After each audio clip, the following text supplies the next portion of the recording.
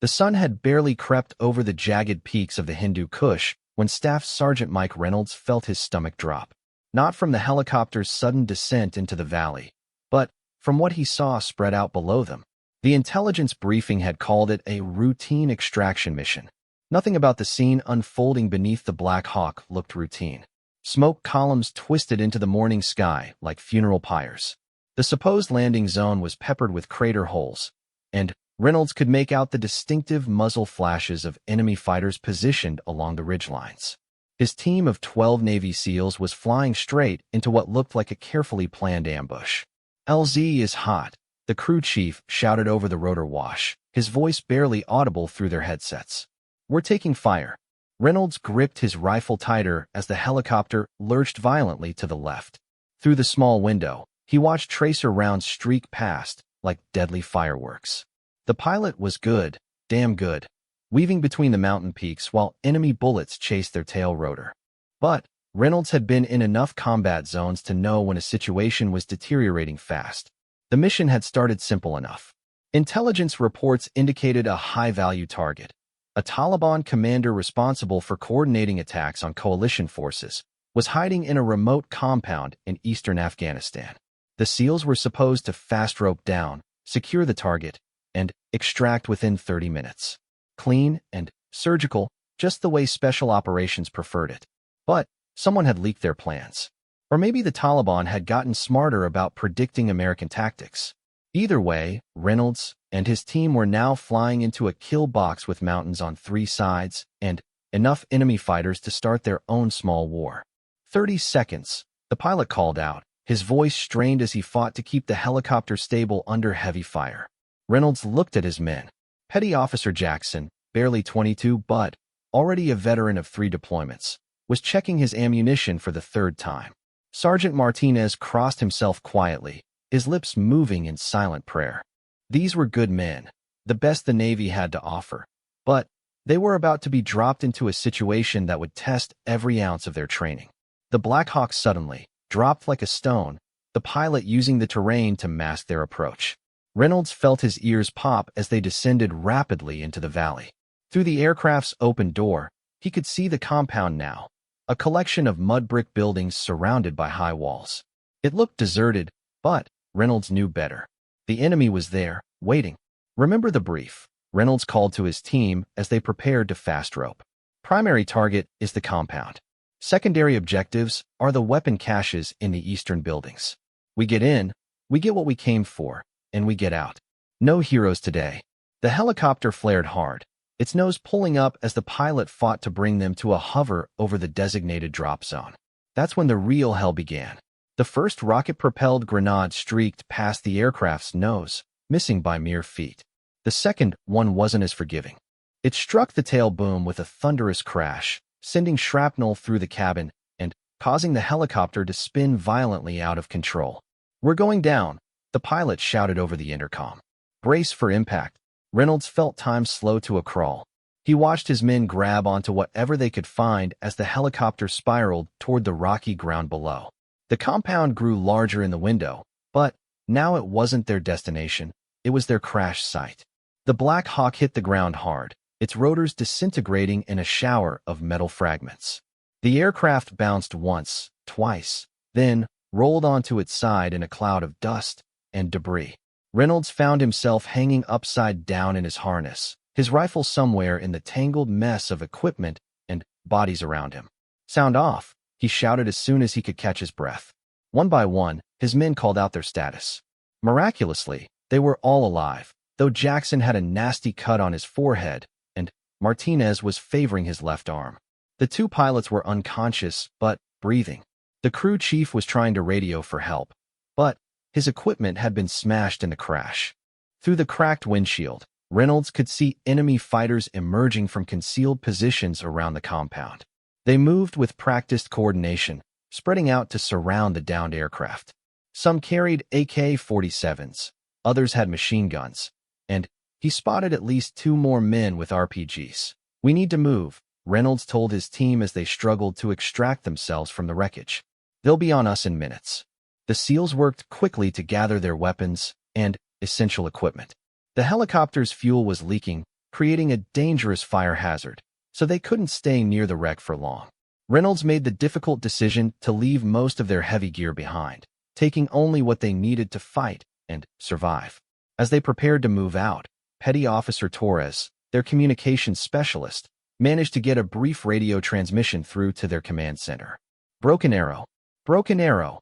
He called into the handset, using the code for a downed aircraft with personnel in immediate danger. Black Hawk down in grid sector 742. 14 souls on board, heavy enemy contact. Requesting immediate extraction and close air support. The response crackled back through heavy static. Copy, Broken Arrow. Fast movers en route to your position. ETA unknown. Hold your position and mark your location with strobes. Reynolds almost laughed at the absurdity of it. Hold their position? They were surrounded by enemy fighters in the middle of a Taliban stronghold with no cover except the burning wreckage of their helicopter. Holding their position was a death sentence. Change of plans, he told his team. We're moving to that ridgeline to the north. Better defensive position, and maybe we can call in more accurate airstrikes from there. The SEALs began their tactical movement under heavy fire. Enemy bullets kicked up dirt around their feet as they bounded from cover to cover, using military vehicles and concrete barriers around the compound for protection. Reynolds could hear the distinct crack of sniper rifles joining the chorus of automatic weapons fire.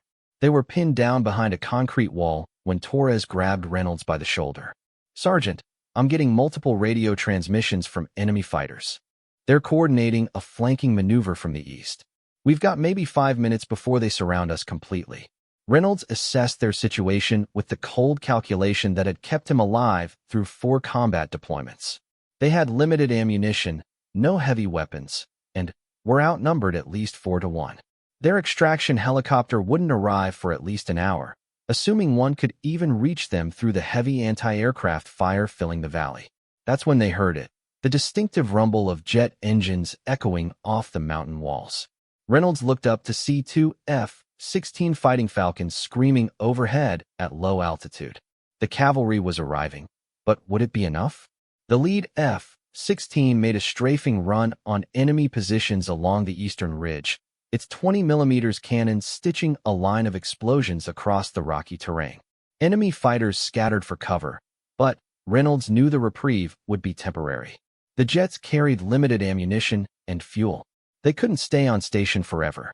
This is where we make our stand, Reynolds told his team as they reached a small depression in the ground that offered minimal cover. Jackson, you and Martinez set up overwatch on that boulder. Torres, keep trying to raise command on the radio. Everyone else, conserve your ammunition and make every shot count. As the afternoon sun climbed higher into the cloudless sky, the battle for their lives was just beginning. Reynolds had no way of knowing that somewhere high above the valley, a female A-10 pilot was already preparing for what would become one of the most legendary close air support missions in modern military history. The Taliban fighters were regrouping for another assault when Reynolds heard Torres calling his name urgently. Sergeant, I'm picking up radio chatter from an A-10 pilot. Call sign Killer Chick. She's requesting our position for a danger-close gun run. Reynolds felt a surge of hope. A-10 Warthogs were built specifically for this kind of mission, close air support for troops in contact with the enemy. If the pilot was skilled enough to make danger-close attacks, she might be able to turn the tide of this desperate battle. Tell her we're marked by infrared strobe, Reynolds called back to Torres. Enemy positions are in a rough circle around us, approximately 100 to 300 meters out. And Torres. Yes, Sergeant. Tell her we're running out of time. Captain Sarah, Killer Chick. Morrison had been airborne for 2 hours when the emergency call crackled through her radio headset.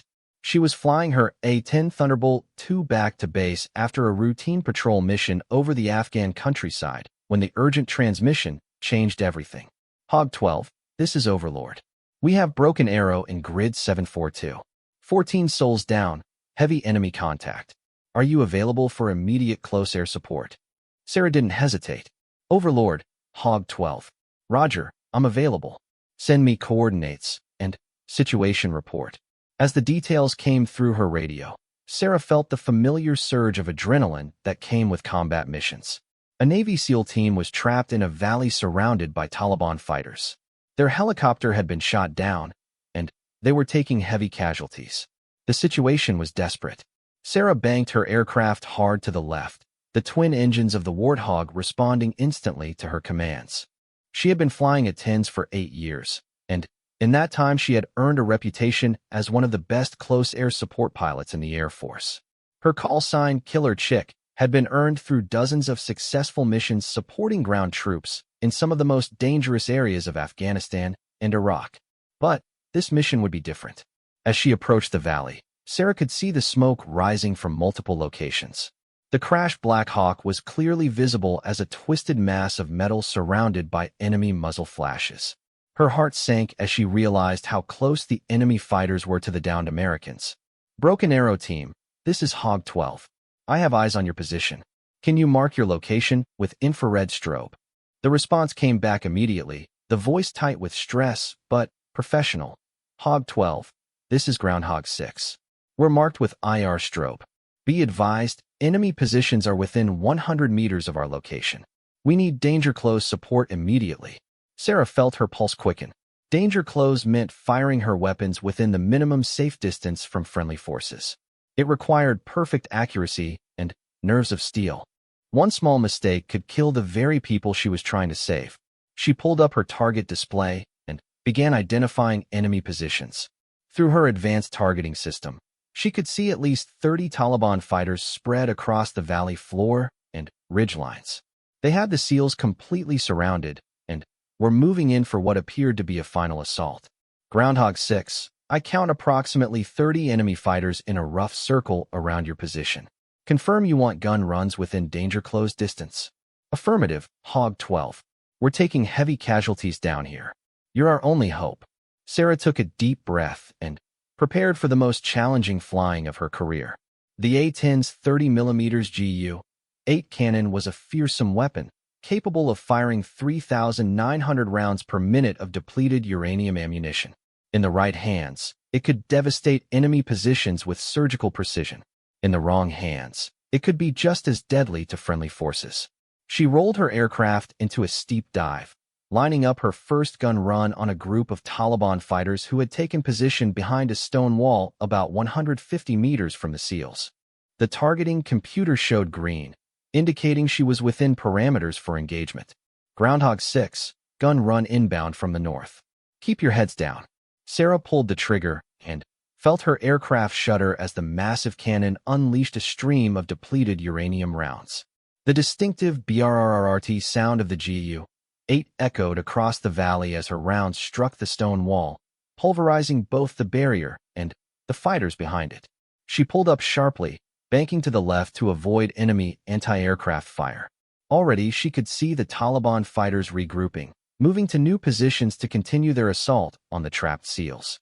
Good hits, Hog 12, came the excited voice from the ground.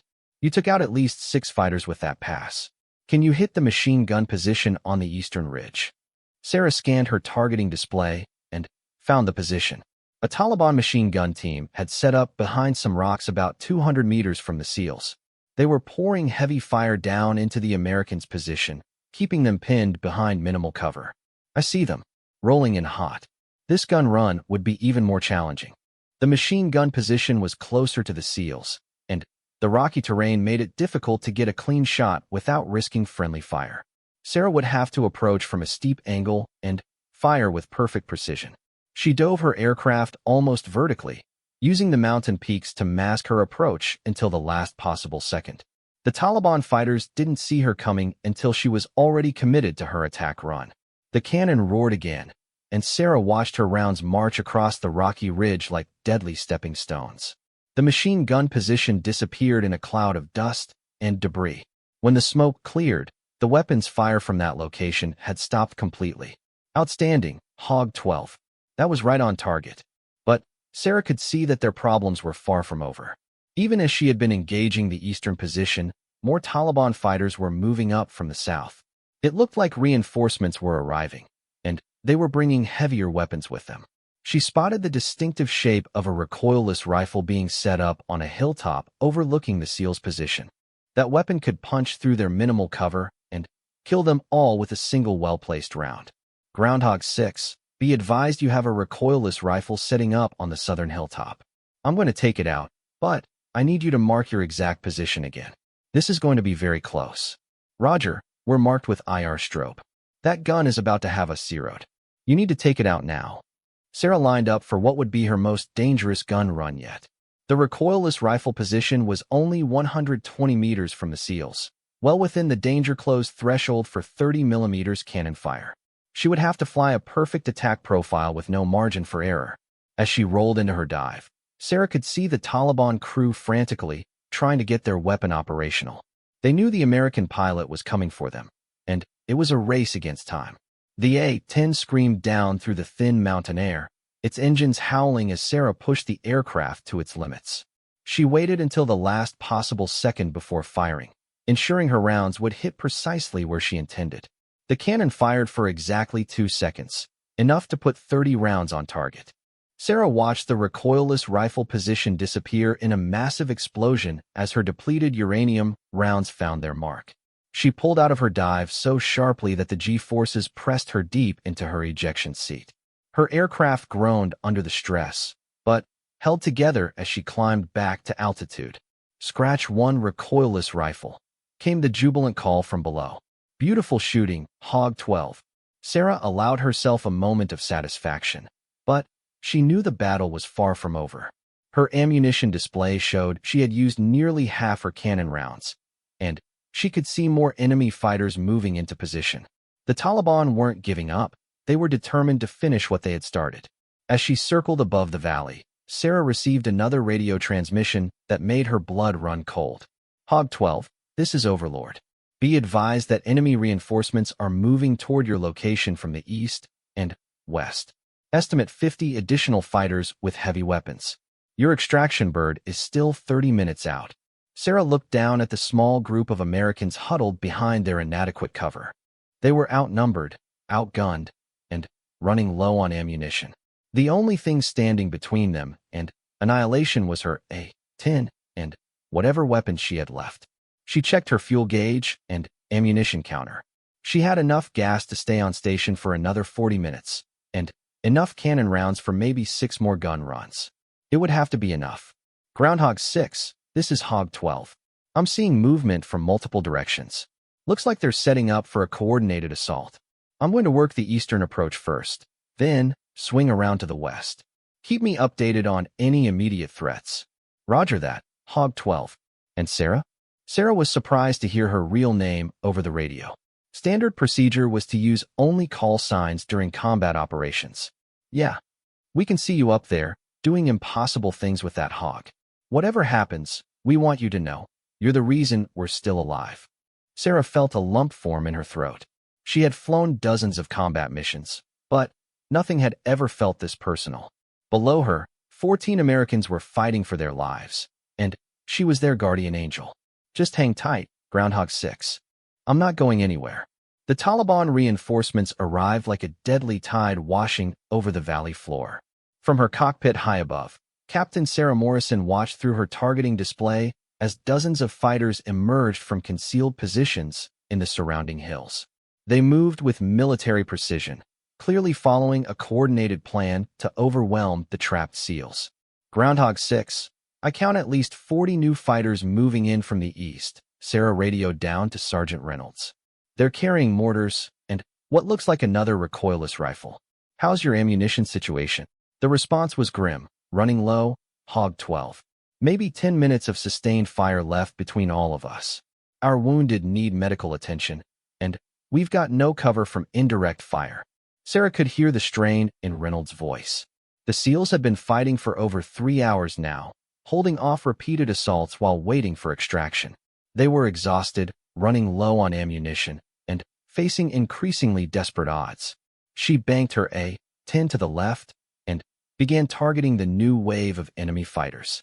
The challenge was becoming increasingly complex. The Taliban had learned to spread out and use the rocky terrain for cover, making it harder for her to engage multiple targets with single gun runs.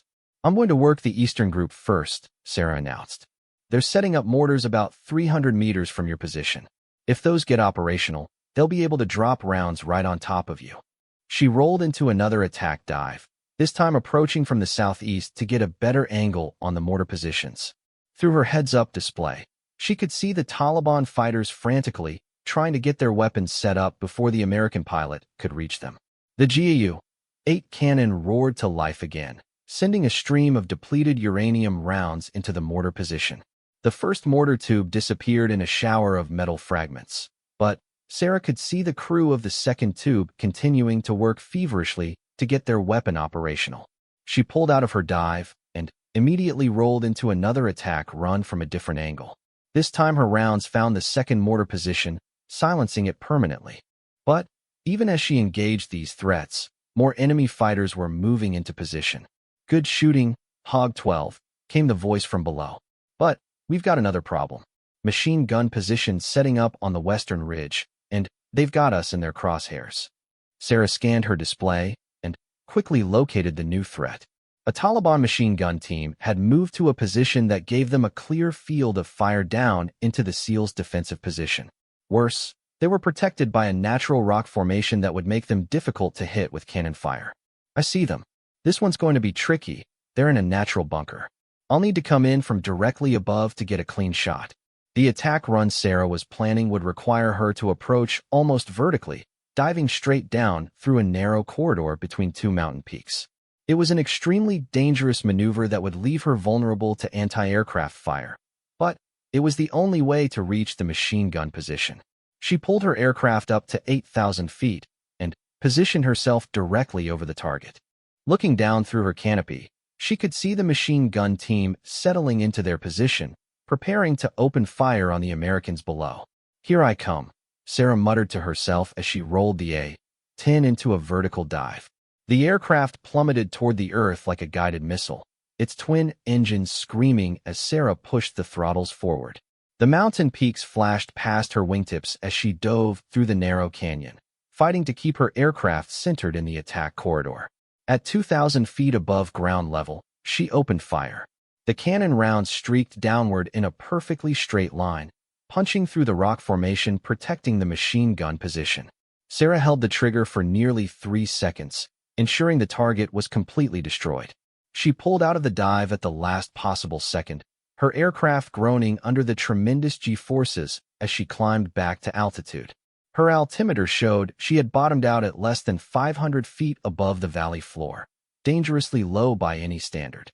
"Incredible shooting, Hog 12, Reynolds called over the radio. "That position is completely neutralized. But, Sarah, you're taking some serious risks up there. We don't want you getting yourself shot down trying to save us." Sarah almost smiled at the concern in his voice. "Don't worry about me, Groundhog 6. I've got the best airplane in the world for this kind of work. How much longer until your extraction bird arrives?" "Command says 20 minutes. Think we can hold out that long?" Sarah looked at her ammunition counter and felt her heart sink. She had enough cannon rounds for maybe 3 more gun runs, and the Taliban fighters seemed to be arriving in endless waves. Worse, she could see them setting up what looked like a Soviet-era ZSU anti-aircraft gun on a ridgeline to the north. "We'll make it work," she said with more confidence than she felt. "I'm going to take out that anti-aircraft gun before it becomes operational. After that, we'll deal with whatever comes next." The ZSU position was the most dangerous target Sarah had faced so far. The weapon was capable of shooting down her A-10 if the Taliban crew got it operational. She would have only one chance to destroy it before it became a mortal threat. She approached from the west, using a mountain ridge to mask her attack until the last possible moment. The Taliban crew spotted her aircraft just as she cleared the ridgeline, but by then, it was too late. Her cannon rounds walked across the gun position like deadly footsteps, destroying both the weapon and its crew. As Sarah climbed back to altitude, she received an unexpected radio transmission on the emergency frequency. "American pilot, this is Taliban commander. You have fought bravely, but you cannot save your friends. Land your aircraft and surrender, and we will allow you to live." Sarah couldn't help but laugh at the audacity of the offer. "Thanks for the invitation," she radioed back, "but I'm having too much fun up here." The Taliban commander's response was immediate and angry. "Then, you will die with them." Within minutes, Sarah could see the enemy's final assault beginning. Taliban fighters emerged from concealed positions all around the valley, moving in coordinated groups toward the SEALs' position. There had to be over 100 of them now, armed with everything from AK-47s to rocket-propelled grenades. Groundhog 6, they're coming from all directions, Sarah called down. I count at least 4 separate assault groups. I'll do what I can, but there are too many of them for gun runs alone. Reynolds' voice came back calm and professional despite the desperate situation. Roger that, Hog 12. We understand. Just keep doing what you can. We're not going down without a fight. Sarah made a quick decision that would violate every safety protocol in the Air Force manual. She pushed her aircraft into a shallow dive and began flying figure-8 patterns directly over the SEAL's position at an altitude of just 500 feet. From this height, she could engage enemy fighters with short, precise bursts of cannon fire while remaining close enough to immediately shift to new targets. It was an incredibly dangerous tactic that exposed her aircraft to massive amounts of small arms fire. But it was the only way to provide the kind of close support the SEALs needed. For the next 15 minutes, Sarah flew like a woman possessed. She made gun run after gun run, destroying enemy positions and breaking up assault formations before they could reach the Americans. Her aircraft took multiple hits from rifle fire, but the A-10's armored cockpit and redundant systems kept her airborne. She was down to her last few cannon rounds when she heard the most beautiful sound in the world, the distinctive womp womp womp of approaching helicopters. Groundhog 6, this is Eagle Flight. We have 4 Black Hawks inbound to your position for immediate extraction. Can you mark your landing zone? Eagle Flight, this is Hog 12, Sarah called over the radio. Be advised the LZ is still hot. I'm going to make one final gun run to clear the immediate area. Then, you'll have a narrow window to get in and out. Sarah lined up her A-10 for what she knew would be her final attack of the mission. She had exactly enough ammunition left for one more gun run, and she intended to make it count. She dove toward the largest concentration of enemy fighters, those who posed the most immediate threat to the incoming helicopters. At the last possible second, she opened fire with everything she had left. The cannon rounds swept across the Taliban positions like a deadly broom, clearing a path for the extraction helicopters. As she pulled up from her final gun run, Sarah's aircraft shuddered violently. Multiple warning lights illuminated her cockpit as enemy fire found its mark. Her left engine was losing oil pressure, and she had damage to her flight controls. But she had done her job. The extraction helicopters were touching down in the valley below, and she could see the SEALs running toward them with their wounded comrades. After nearly 4 hours of desperate fighting, they were finally going home. The extraction helicopters thundered into the valley like mechanical angels, their rotors churning up clouds of dust as they touched down near the SEALs' position.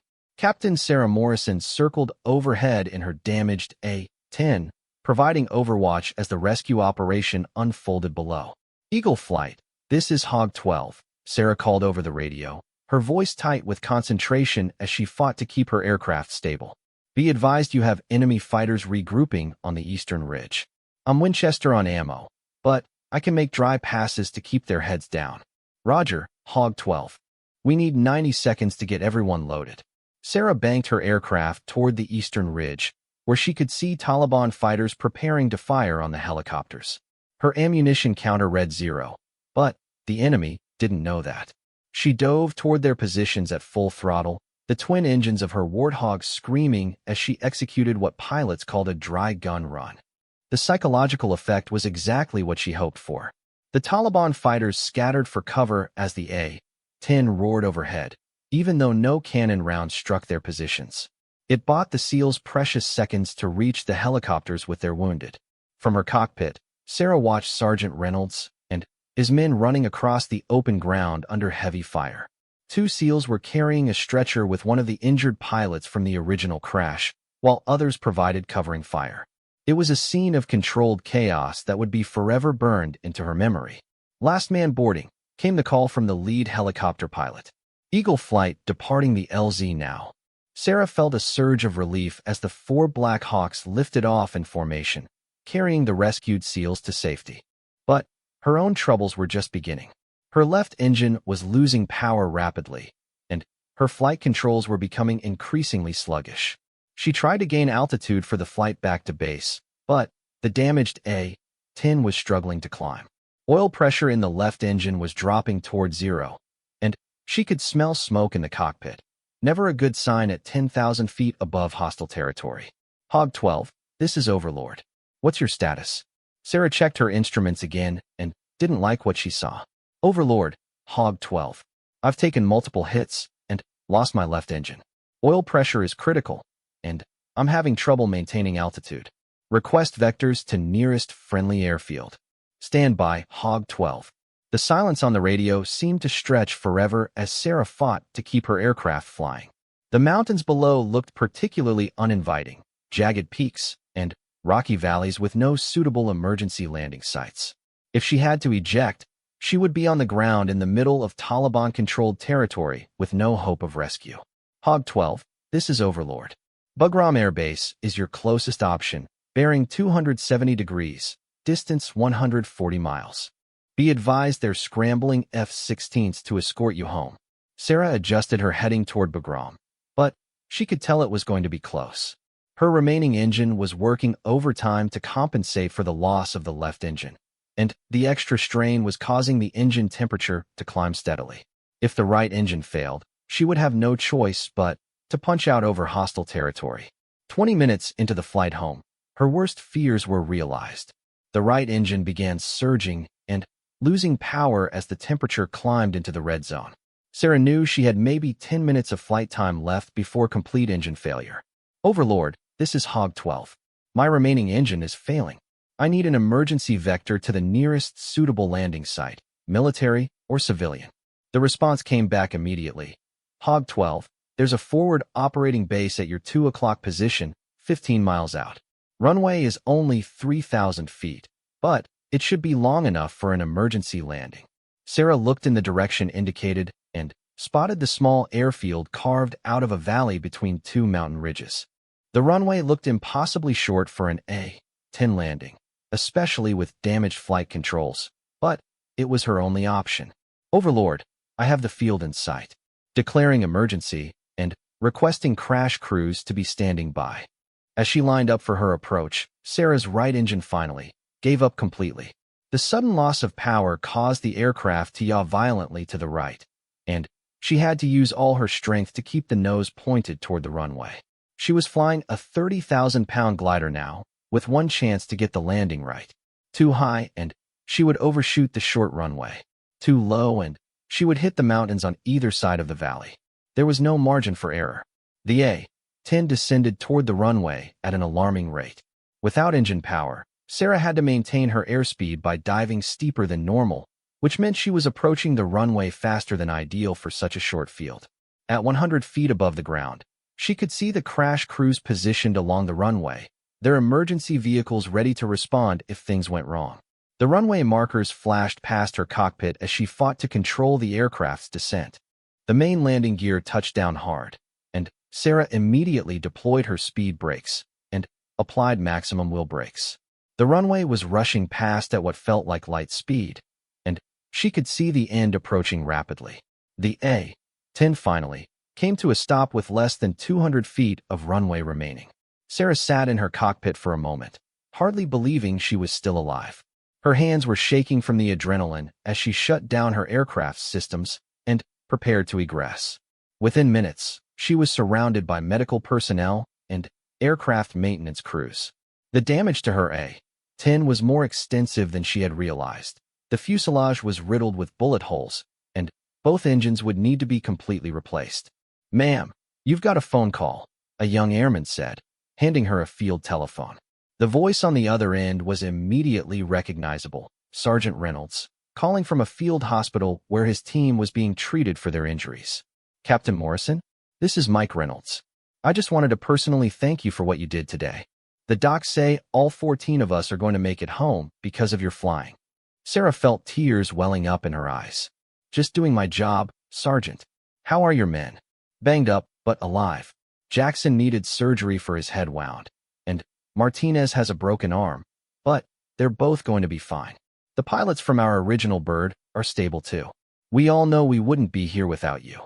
After the call ended, Sarah sat on a crate outside the maintenance hangar, looking at her battle-damaged aircraft. The A-10 had taken a tremendous beating, but had brought her home safely, a testament to the rugged design that had made it legendary among close air support pilots.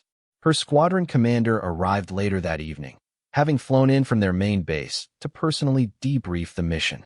Colonel James Mitchell had been flying combat missions since the Gulf War and had seen his share of heroic flying, but Sarah's mission that day stood out even by his standards. "Sarah, I've been in this business for 25 years, and I've never seen anything quite like what you pulled off today," he told her as they walked around her damaged aircraft. "Command is talking about recommending you for the Distinguished Flying Cross.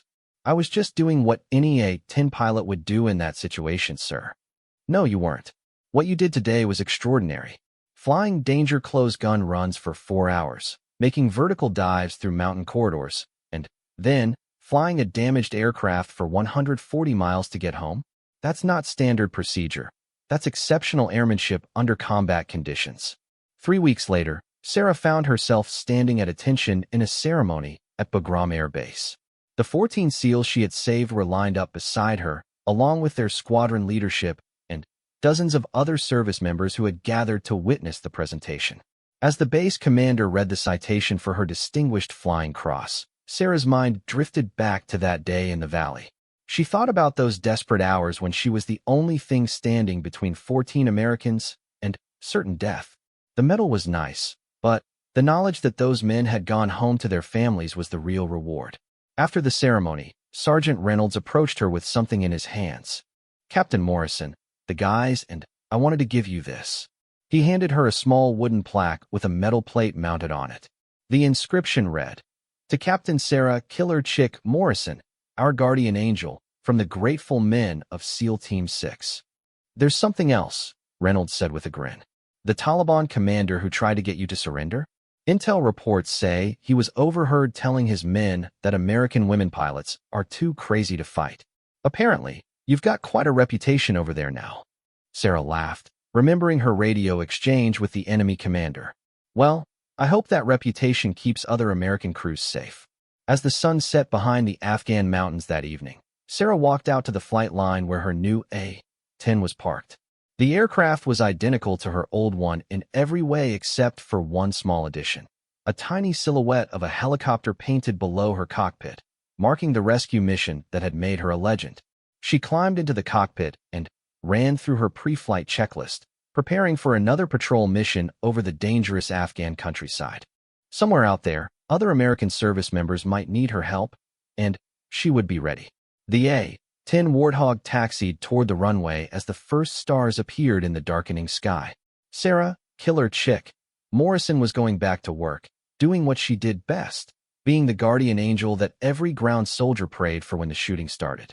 In the years that followed, the story of that rescue mission would become part of Air Force legend, passed down to new generations of A-10 pilots as an example of what close air support was truly about. It wasn't just about flying an airplane or firing weapons.